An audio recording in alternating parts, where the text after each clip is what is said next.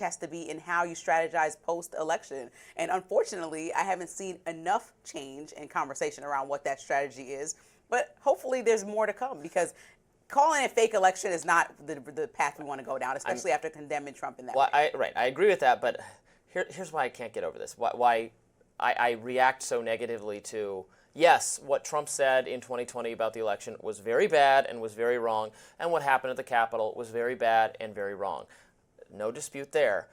But it was just treated like no one has ever, every election gets denied the results by some group of people, some prominent people. Hillary Clinton, we forget this, but Hillary Clinton in 2016 did not take her loss lightly and chalked it up.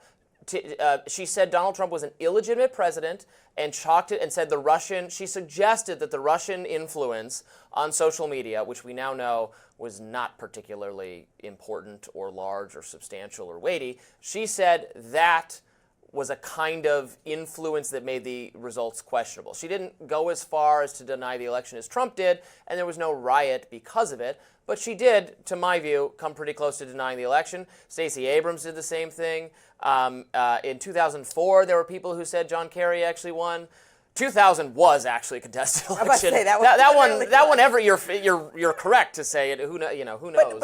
But what I'm saying is that there was nothing different about this. Well, no, there was very different about the people, how they behaved. The very difference is the fact that, like you said, people can say, that seems interesting, like what we saw Don Lemon and Kathy Griffin do. Leaders, elected officials who didn't win could say, I don't know. But it's different to keep going on a crusade, do big speeches, and actually be president or run for president again and continue on to this day.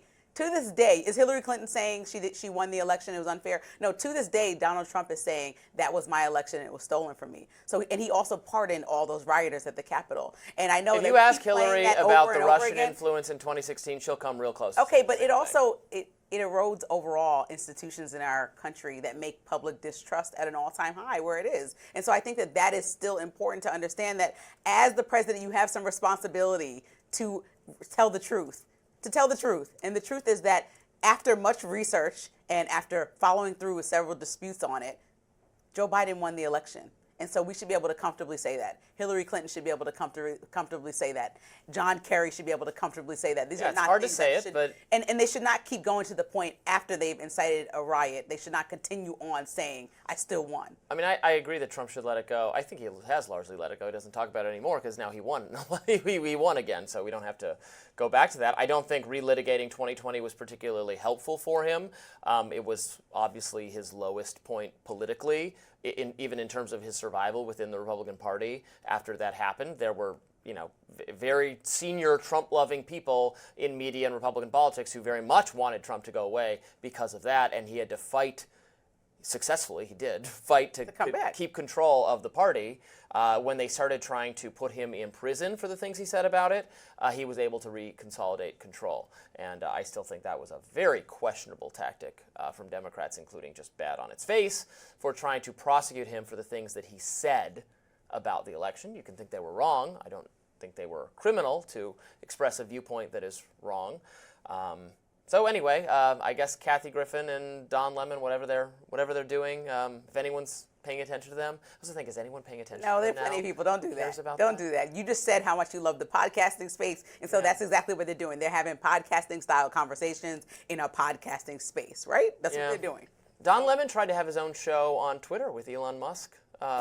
He interviewed Elon Musk, and then Elon Musk was like, actually, this guy's untalented. I don't think so. Well, I think, Elon Musk doesn't like criticism, hence why he's blowing up on Twitter against Donald Trump, because Donald Trump finally said something back to him after Elon was throwing multiple jabs about this big, beautiful budget bill that Donald Trump is largely laying his hat on of success, and he doesn't like friction. And so that is what happened there. And Don Lemon simply asked him real questions about the same drug use that we just talked about. Remember when Don Lemon said that Nikki Haley and was then he past got her upset. prime? Remember that? Yeah, I do. That wasn't appropriate. Was but I could call a spade on both horrible. sides. That was horribly inappropriate. But that's what you're going to do, divert and turn when you know Elon Musk could work on his character development. Because he work on his character huge development. character flaws.